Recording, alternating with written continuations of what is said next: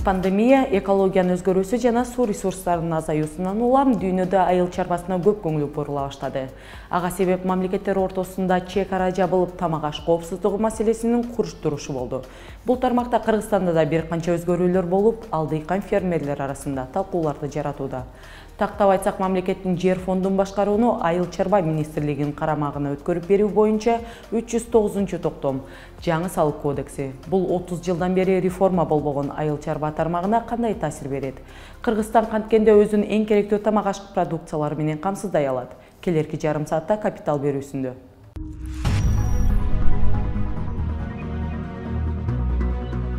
Кыргызстандын министрлер кабинети 2021 жылдын аягында айыл чарба багытындагы жерлердин эффективдүүлүгүн арттыруу жана тамак аш коопсуздугун камсыздоо максатында 309-токтомду сунуштаган. Бул токтом боюнча мамлекеттин эсебиндеги 220 000 гектарга жакын жерди айыл өкмөттөрдүн башкаруусунан алып, айыл чарба министрлигине өткөрүп берүү каралган. Бул токтом дыйкандар арасында ар кандай талаш тартыштарды жаратып, кээleri бул нерсе фермерлерге каршы чечим десе, кээ бири бул тармактагы коррупциялык механизмдерди жоюп, жерди ачык айкын жол менен берүүгө жасалган кадам деп баалашат. Ишкерлердин оюн угабыз. Токтом айыл чарба министри тарабынан көтөрүлүп ушундай сунушталып жатат. Бул токтом менен биз дагы бизнес катары биз дагы бул токтомду окуп карап чыктык. Негизги маңызы эми ортолукта бул талкуу жаратканы кызык болуп жатат. Анткени бул негизи айыл чарба тармагында иштеп жүргөн кишилерге, айыл чарба тармагында бизнес кылып жүргөн кишилерге бул токтомдун мааниси өтө зор десем болот. Эми түшүнгөн бул негизи күтүлүп турган нерсе болчу да. Муну ар убакытта айтылып келген, талкууланып келген, бирок бул теманы мынчалык токтом иретинде алып чыгып, бул маселени чечкенден буга чейин эч ким көтөргөн эмес да, кылганга аракет жасалган, бирок кылган эмес. Мунун мындай болуп келиши бизди абдан кубандырат бюджети, анткени бул маселе абдан эле жылдан бери эле талкуу жаратып келаткан нерсе да. Бул негизи чоң бир көйгөй. Анткени кандайча бир көйгөй? Мына көйгөй айткандай эле бул айыл чарба тармагы негизи бара турган жерине деле барып калды десек жаңылышпайбыз. Анткени уже жыгыла турган, анткени өзүбүздүн үрөнүүбүз жок болсо, өзүбүздүн асыл тукум фондубуз жок болсо, анан бул тамак коопсуздугу ортого абдан эле орчундуу маселе болуп туруп калганда, бул айтканда айыл чарба тармагы акыркы 30 жылда бара турган жерине барып калган деген сөз да. Анткени бул азыркы токтомдун негизги маңызы буга чейин айыл өкмөт мамлекеттин жерин кандай пайдаланабыз, кимдер пайдаланат деген эле суроону ким эффективдүү пайдаланат деген нерсени ортого алып чыгышты. Мамлекеттин негизи жери бар да, 2200 гектар жери бар. Бул 6-дан 1 да. Ошо бүт айдоо жерлердин 6-дан 1 мамлекеттин жери. Бул мамлекеттин жери 2010 жылдары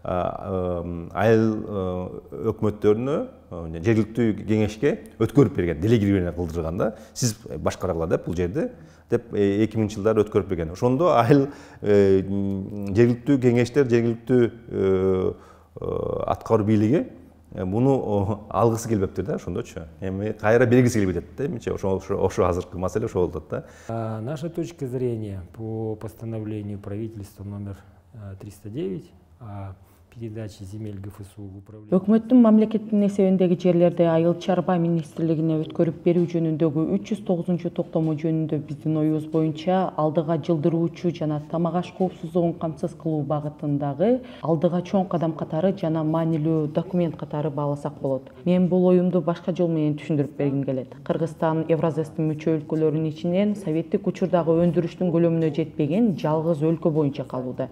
Биз 30 жылдан бери жаңы эрежелер менен жашап келүүдөбүз. Бирок айыл чарба өндүрүшү жылдан жылга азайып келатат. Пандемия бизге форс-мажордук шарттарда ар бир өлкө жабылып, өзү жөнүндө гана ойлонорун көрсөттү. Тамак аш коопсуздугун камсыз кылуу боюнча 9 продукттун ичинен биз өзүбүздү азыркы күндө болгон экөөсү менен гана камсыз кыла алабыз: сүт жана картошка. Албетте алар жөнөкөй фермерлердин кызыкчылыгы жөнүндө айтышат. Бул нерседе алар туура айтып атат десек болот. Айрыкча аз камсыз болгон, социалдык жактан корголбогон калктын, кичи фермерлердин кызыкчылыгы дагы эске алынышы керек.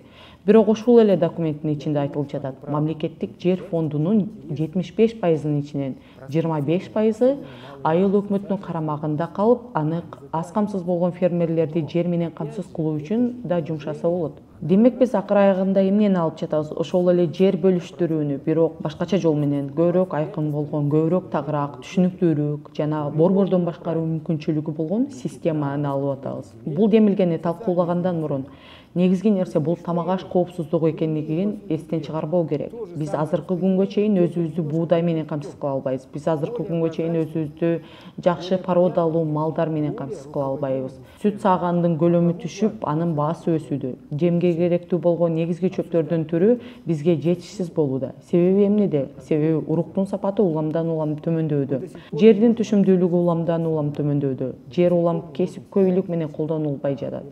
Аны көзөмөлдөгөн дагы, бири-бирине отчет берген дагы эч ким жок. Кормовых культур не хватает, основных кормовых культур у нас не хватает. Почему? Потому что семена все хуже и хуже, потому что земли все больше и больше деградируют, земли используются менее все профессионально, никто не контролирует, никто никому не подотчетен. Поэтому с точки зрения именно продовольственной безопасности абсолютно. Тамак аш коопсуздугун камсыз кылуу боюнча көз караш менен карай турган болсок, анда мен бул министрлер кабинети тарабынан чечилген бул токтом менен толугу менен макулмун. Бул токтом боюнча тамак аш коопсуздугун камсыз кылуу максатында мамлекеттик жерди башкаруу жеке жактарга эмес, а эң негизгиси колдонуучу катары Айыл чарба министрлигине өткөрүлүп берилет. Бул токтомдун негизги максаты эмнеде болгон? Эгер Айыл чарба министрлигин жерди ижарага алып иштетүүнү кааласаң, анда сага мындай дешет: бул сага жердин бир бөлүгүн сен буудай эгишиң керек, же бизде сүт, эт болушу үчүн жем, же кант кызылчасын эгүүң керек дейт. Эгер сен ушундай мамлекеттик заказды аткара алсаң, анда колдоносуң. А эгер мурдагыдай эле колдоно берсек, анда фермер ижарага алып каалаган нерсени өстүрө берет. Анан мен мисалы жүгөрү эгем. Себеби анда мен киреше алам деп коет. Ошондуктан биз 309-токтомду туура деп эсептейбиз. Эгер кооператив фермер болуп, ошол мамлекеттик жерди иштетүүгө, ал жерди тамак аш коопсуздугунан камсыздоочу нерселерди өстүрүүгө даяр болгон, анда ал жерди алып иштете бер. Эч ким эч нерсе дебейт. Ушул нерсени адилеттүү десе болот. Аны кандай текшерсе болот? Айыл чарба министрлигинин көз карашы боюнча анда так ушул нерсе да каралып, жазылып чыккан. Эгер иштеткиң келсе, анда сен чоң агрегаторлор менен же кайра иштетүүчү ишканалар менен сөзсүз келишими болсу керек. 20 гектарга кант кызылчасын өстүрөм деп биз менен келишим түзүп, анан жер бөлүштүрүү боюнча иш-чаралар катышат. Анан биз менен түзгөн контрактты колдонуп комиссия берет. Андан сырткары бул жерде дагы бир нюанс бар. Бир жерде бир эле өсүмдүктү улам жыл сайын бир жерде отургуза бергенге болбойт. Ошондуктан туура айланып, колдонуу системасын түзүү керек. Бул көз караш менен алып карасак, ал 20 гектарга кант кызылчасын өндүрөм десе, бул нерсени анан 4 өсүмдүк өндүрүү системасын эске алуу менен ага 80 гектар жер берилүүсү керек. Ошондо ал 4кө бөлүнгөн талаада ал 20 гектар кант кызылчасы, 20 гектар буудай, анан дагы бир нерселерди өндүрөт. Ошондо гана 80 гектар жер берилсе, аны улам алмаштырып айдап, туура өсүмдүк өстүрүү айланпасы жаралат. Бирок ошол ар бир өстүргөн 4 өсүмдүк боюнча кайра иштетүүчү компаниялар менен контракты болуусу керек. Ошондо туура деп эсептейм. Бул акыйкат нерсе десек болот. У него должны быть 4 контракта с перерабатывающими предприятиями, нацеленными на обеспечение продовольственной безопасности. Тогда все честно. Чынында мамлекет бизнес менен кызматташкан шартта гана өнүгүү болот. Айыл чарба жаатындагы жаңы технология, стандарттар Кыргызстанга дал ушул жеке сектордун аракети менен алынып келинүүдө. Мисалы түз сыгылган сок азыктарын өндүргөн Экопродакт Азия компаниясы фермерлер менен келишимдин негизинде иштөөгө өткөн. Адатта мындай өндүрүш компаниялары өз продукциясынын сапатын жакшыртуу үчүн чийки заттын сапатын жогорулатуу боюнча фермерлер менен тыгыз иштешип, аларга жаңы технологияга, жаңы билимдер боюнча кеңешин дагы берет.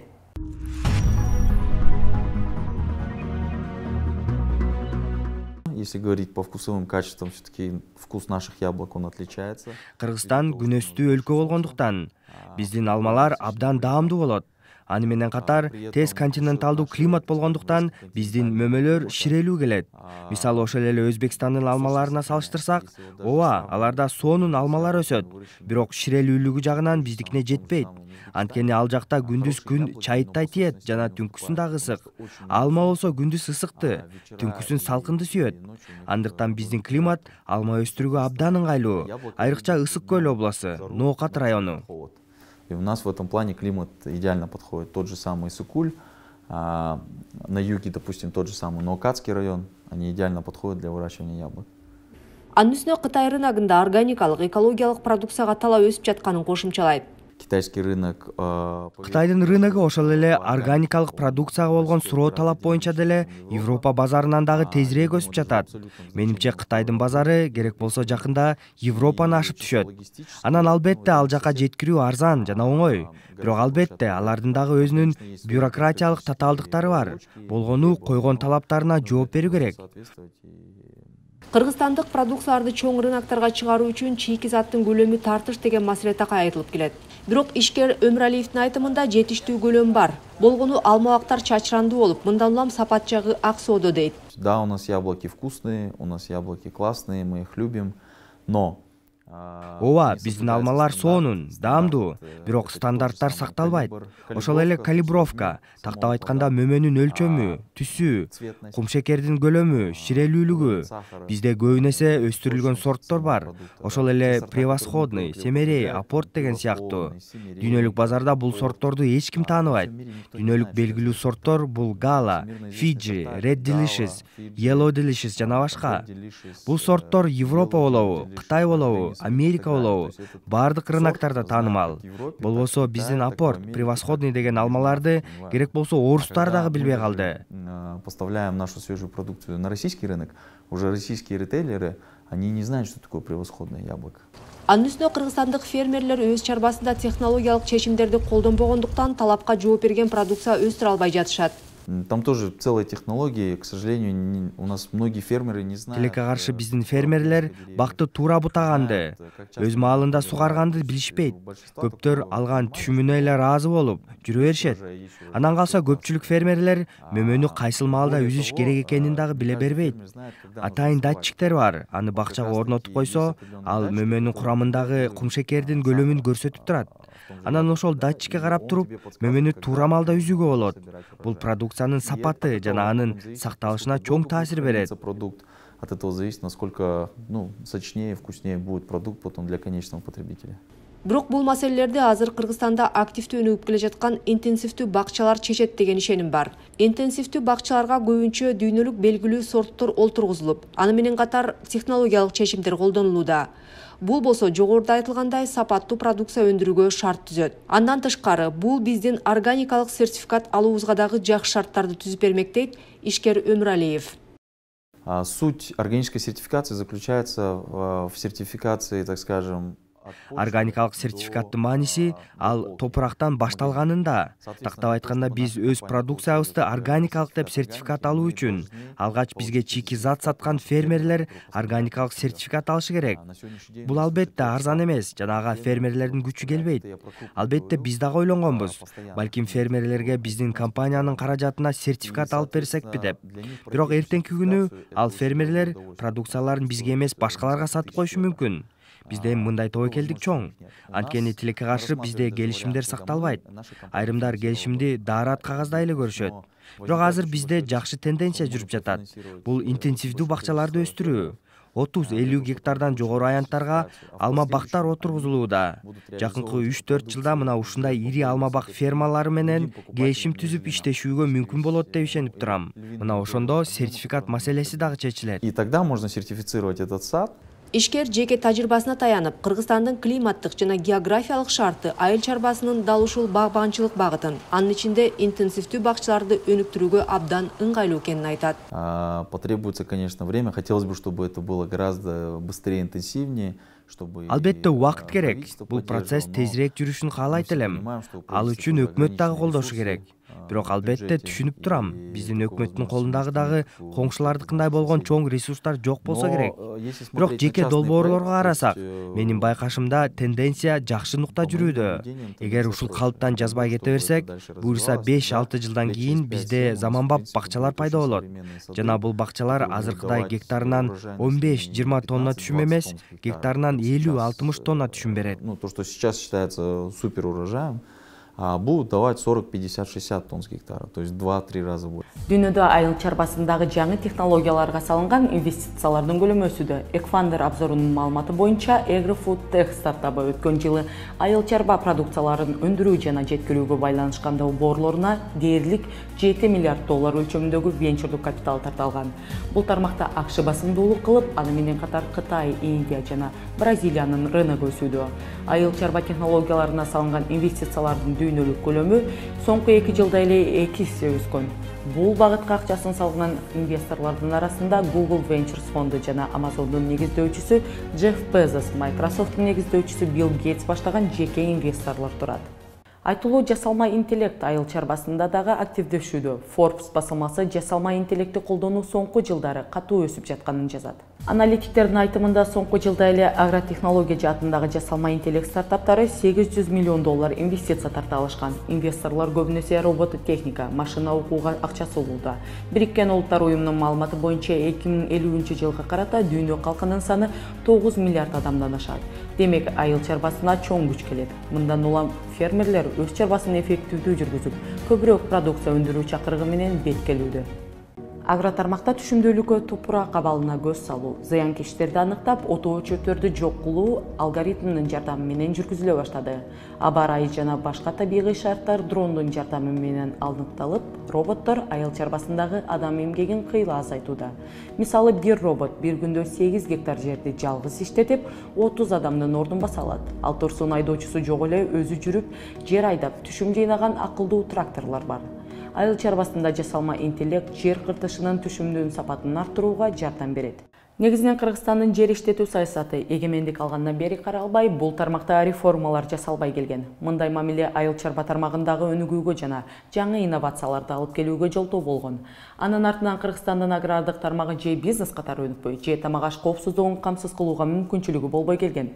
Фермер Манас Саматовдун айтуусунда өкмөттүн айыл чарбага көңүл буруусу бул өзү алдыга кадам. Бирок жалпы товар жүгүртүүгө коюлган 8 миллион өлчөмүндөгү чек суроолорду жаратат.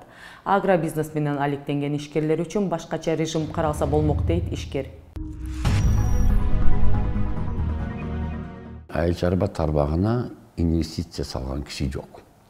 Ички инвесторлор качып жүрөт, сырткы инвесторлор текүндө келбейт мисалы үчүн. Себеп баягы чек 8 миллион сом деген чек. Жанакы айтып атпаймынбы мисалы үчүн. Айыл чарба өндүрүшүндө рентабелдүүлүк өтө төмөн. Ошон үчүн инвестор келбейт. Ага кошумча 8 миллион бул чоң деле сумма эмес бул. Оборотто 8 миллиондон ашпасын деген чек бул өтө аз эле сумма. Айыл чарбасында заманбап өндүрүштөр пайда болуш үчүн ошондой чек жок болуш керек эле. Ошентип биз жетелесек болот эле да, жеңилдик берип, айыл чарба өндүрүшүнө акча салам, инвестиция салам деген кишиге жашыл свет беришибиз керек эле да. Ошон үчүн эч ким акча салбайт.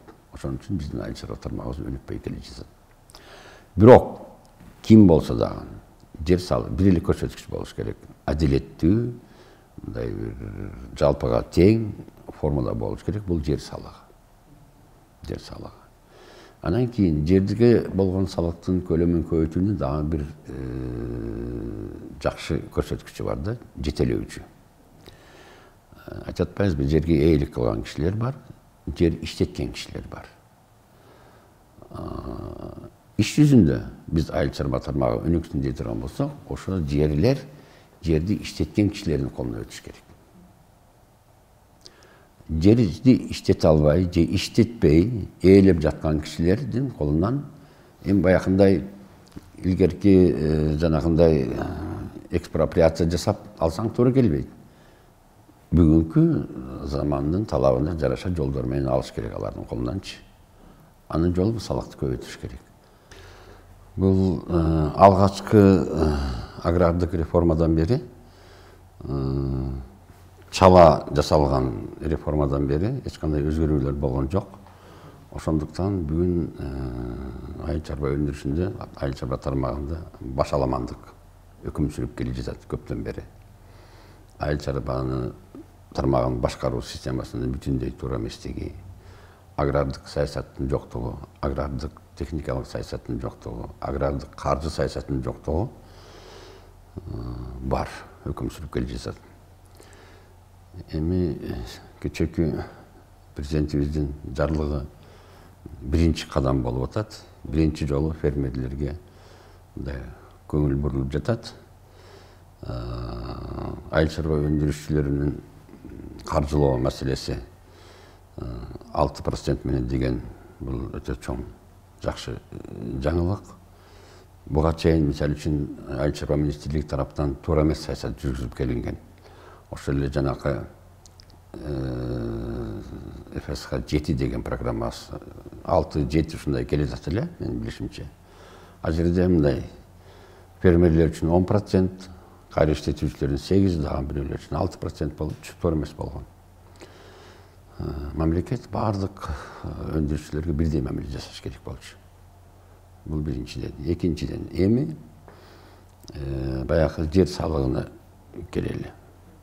Жер салыгына келгенде бүгүнкү күндө жерге болгон салыктын көлөмү өтө төмөн. Бул көп жыл болду, бул өзгөрүүсүз келе жатат. Адам бери бардык жок, кымбаттады, өзгөрдү дегендейчи, бирок ошо бойдон келе жатат. Бул жер салыгынын салмагы оор эмес. Ошо айылдагы өндүрүшчүлөрдүн бардык катмарлары үчүнчү.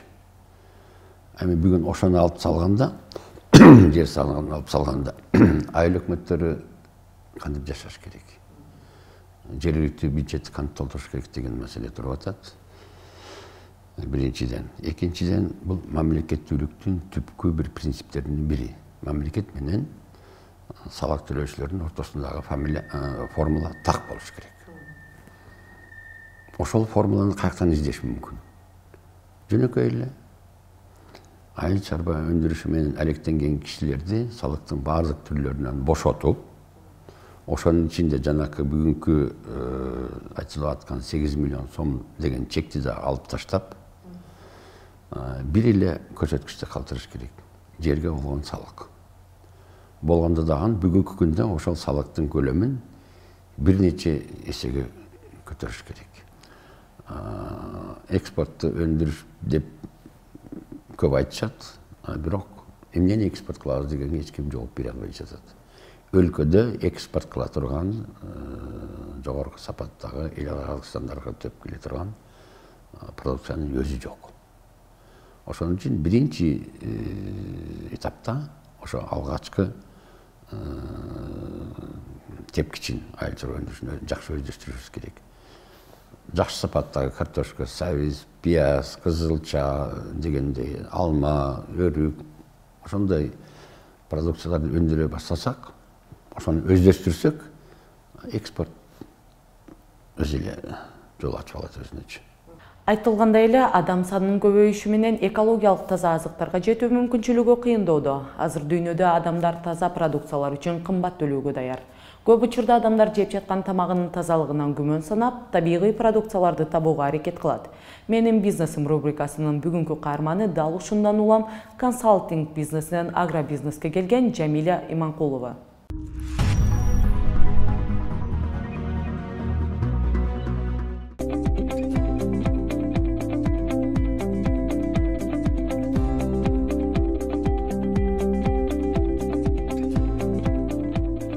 Задача нашего проекта, мы его называем социальный бизнес. Биздин долбоордун максаты экологиялык жактан таза продукцияны өндүрүп сатуу, дыйкандарга жардам берүү, кардарларыбызга ден соолук жана күч-кубат алып келген продукцияны өстүрүү. Получать ту продукцию, которая несет здоровье и энергию, скажем так. Или я ее люблю называть жизнедающее производство.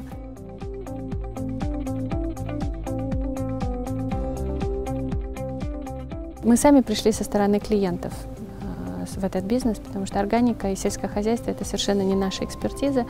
И Мен жашоо берүүчү өндүрүш деп мүнөздөйм. Өзүбүз бизнеске кардарлар тараптан келгенбиз. Органика жана айыл чарба менин же жолдошумдун экспертизасы эмес. Бирок кантип таза өнүмдөрдү өндүрүш керек экенине кызыгып калдык. Биз органикалык продукцияны издесек тапкан жокпуз. Чынында таза органикалык продукцияны өндүрүү менен бизнести баштоого мүмкүнчүлүктөрдү көрдүк. Кардарларга да таза продукцияны алып берип, дыйкандарга да жардам берип. Чистую продукцию, при этом помогать земле, при этом помогать фермерам и при этом помогать клиентам получать чистую продукцию.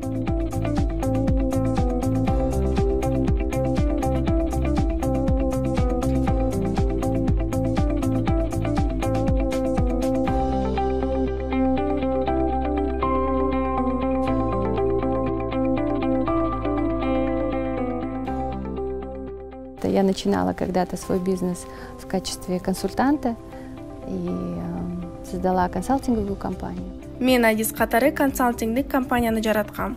Азыр биз органикалык айыл чарбасында турабыз. Айыл чарба менен алектенгенде жакшы сезимдерди жана күч-кубат аласың. Айыл чарба туруктуу болуш үчүн да бир топ кызматтар бар.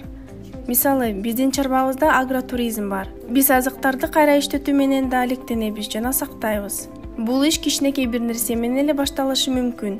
Сөзсүз ири өлчөмдө жасаганы кереги жок. Биз бул жерге биринчи жолу келгенде талай эле бар болчу, аябай коркунучтуу болду. Мен башка аялдарга айыл чарбанын көптөгөн мүмкүнчүлүктөрүн бар экенин көрсөткүм келет. Просто поле. И на самом деле было очень страшно. Мне бы хотелось показать, что есть в сельском хозяйстве очень много других возможностей, очень много других вещей, которые могут выстраиваться вокруг сельского хозяйства. Вот это я могла бы подсказать нашим женщинам. Ну и, безусловно, помочь женщинам просчитать свой бизнес. Бизнести кантип эсептеш керек, түшүмдөрдү кантип эсептеш керек, чыгуу баасы кандай болуш керек экенин үйрөткүм келет. Мен азыр өзүм да үйрөнүп жатам, чогуу үйрөнөбүз. Устаттык бул бир жактуу процесс эмес. Бул 2, 3 же 5 адамдын арасындагы болгон иш. Бул диалог. Устат сүйлөйт, устат көрсөтөт, устат кылып берет деген болбойт. Ушуну түшүнүш керек. И не бывает так, что только ментор говорит или ментор показывает и ментор делает. Когда я ментор, я знаю, что я учусь у тех, кто со мной в менторстве, да, в паре. И это очень важно, вот это нужно понимать. Бул Капитал командасы тарабынан даярдалган берүү болду. Кийинки чыгарылыштан көрүшкөнчө сак саламатта болуңуздар.